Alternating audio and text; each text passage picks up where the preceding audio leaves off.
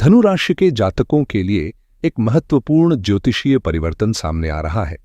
29 मार्च 2025 की रात 9:45 पर जब शनि मीन राशि में प्रवेश करेगा तो धनु राशि पर शनि की ढैया शुरू हो जाएगी। इस बदलाव का प्रभाव गहरा होगा। हालांकि 2.5 साल की विस्तृत भविष्यवाणी पर हमने पहले ही चर्चा की है। खास बात यह है कि 29 मार्च से 18 मई 2025 तक कुल 51 दिनों के लिए मीन राशि में शनि और राहु की युति बनने जा रही है।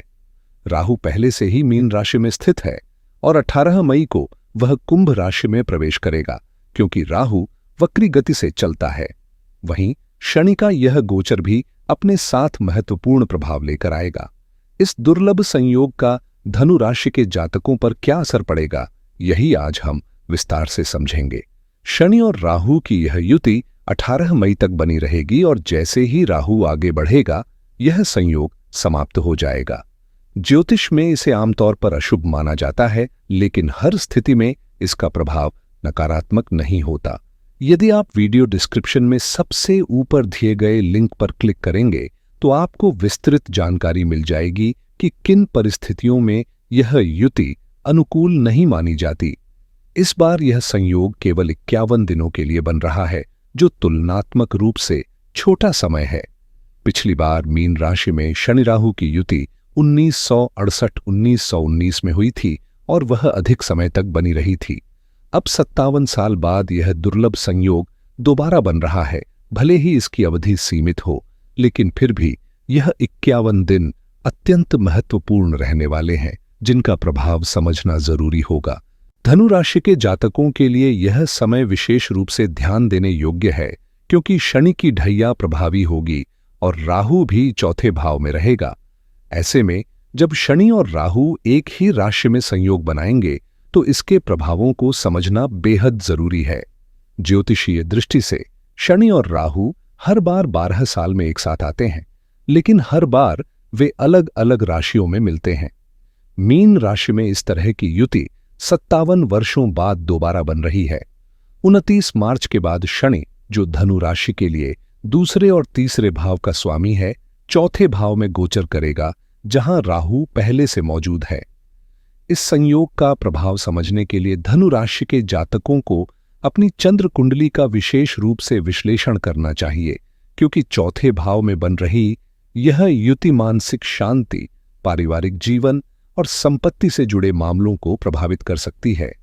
इस बार यह संयोग और भी महत्वपूर्ण बन रहा है, क्योंकि शनि और राहु की युति बेहद करीबी अंशों पर बनेगी, जिससे इनका प्रभाव पहले से अधिक स्पष्ट और तीव्र होगा। जब दो ग्रह एक दूसरे के अत्यधिक समीप होते हैं तो उनका असर कई गुना बढ़ जाता है। यदि योग शुभ है तो सकारात्मक परिणाम देगा, और यदि अशुभ है तो इसकी चुनौतियां भी गहरी होंगी।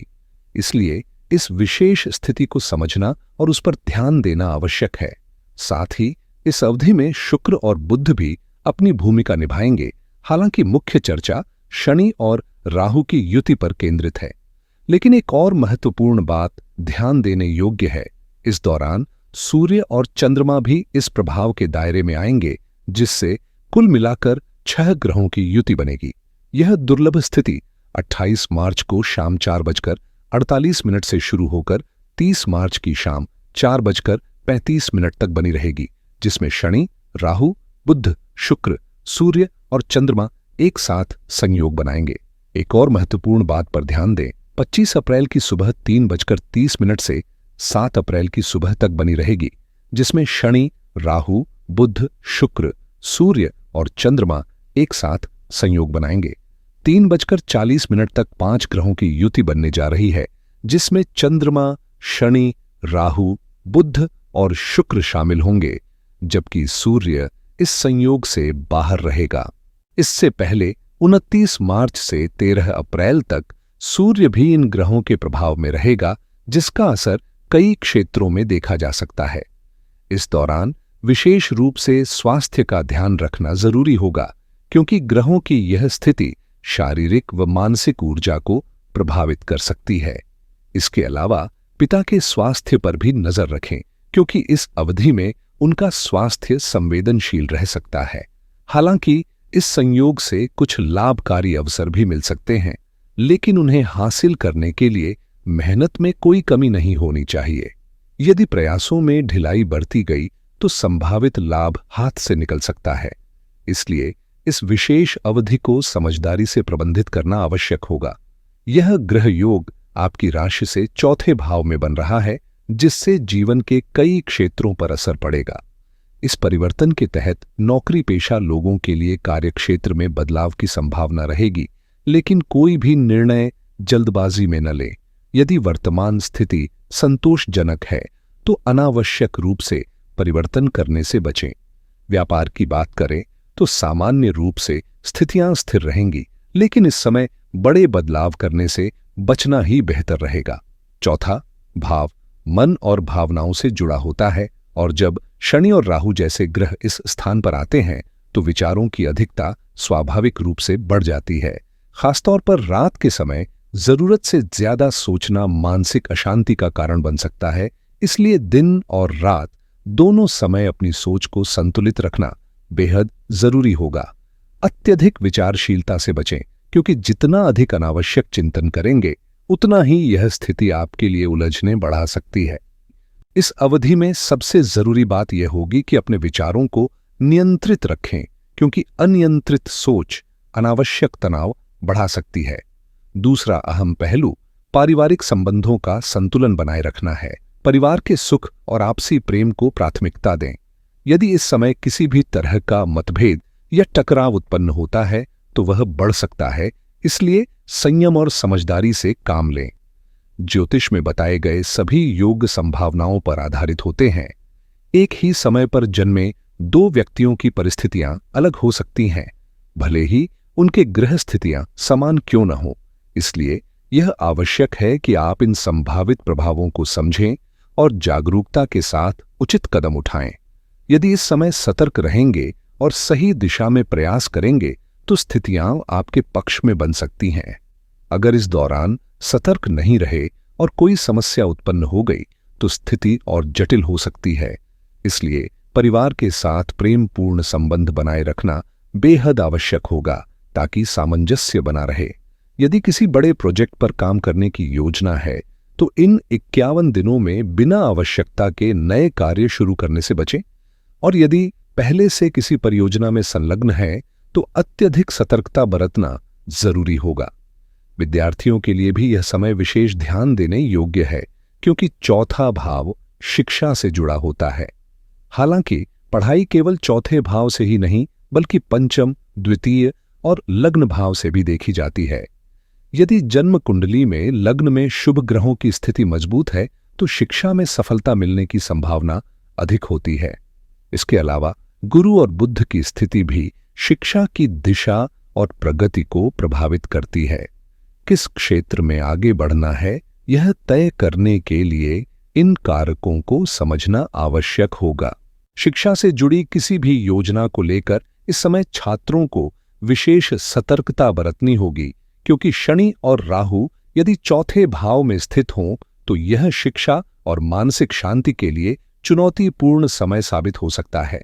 यह योग सुख में कमी लाने वाला माना जाता है, इसलिए कोई भी ऐसा निर्णय लेने से बचें जो बाद में परेशानी का कारण बन सकता है। खास तौर पर यदि आप किसी बड़ी खरीदारी जैसे भूमि, मकान या वाहन का विचार कर रहे हैं तो इसे बेहद सोच समझकर करें। यदि इस अवधि में अधिक धन निवेश कर दिया गया या बड़ा लोन लेकर संपत्ति खरीदी गई तो भविष्य में अनावश्यक आर्थिक दबाव का सामना करना पड़ सकता है। इसलिए यदि खरीदारी टाली जा सकती है तो बेहतर होगा कि इस समय को बीतने दें और बाद में किसी ठोस योजना के साथ आगे बढ़ें। लेकिन यदि परिस्थितियां ऐसी हैं कि निर्णय लेना अनिवार्य हो गया है तो पूरी तैयारी और सावधानी के साथ ही कदम बढ़ाएं।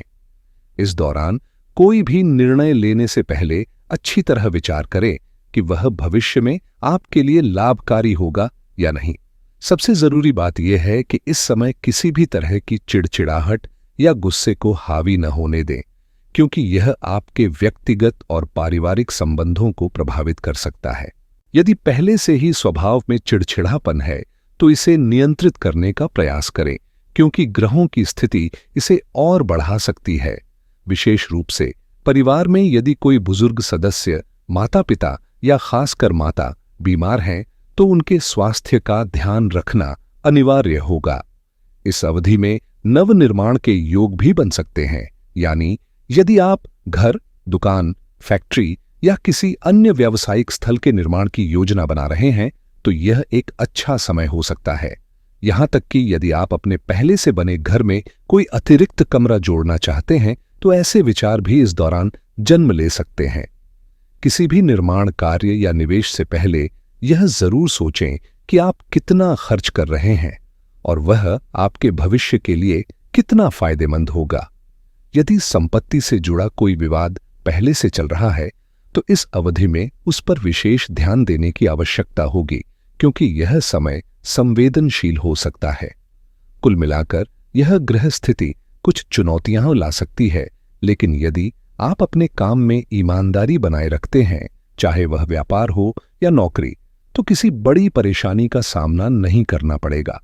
हालांकि अनुचित कार्यों से बचें, क्योंकि यह समय किसी भी गलत कदम को तुरंत दिक्कत में बदल सकता है। इन प्रभावों को संतुलित करने के लिए भगवान शिव के महामृत्युंजय मंत्र का जाप करना बेहद लाभकारी रहेगा।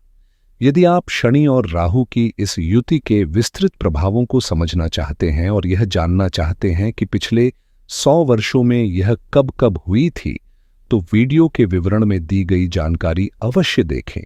इसके अलावा धनु राशि पर इस गोचर के प्रभावों को लेकर भी विस्तृत विश्लेषण उपलब्ध है, जिसे देखने के लिए चैनल पर संबंधित वीडियो जरूर देखें। अंत में नए अपडेट्स और ज्योतिषीय जानकारियों के लिए चैनल को सब्सक्राइब करना न भूलें। धन्यवाद।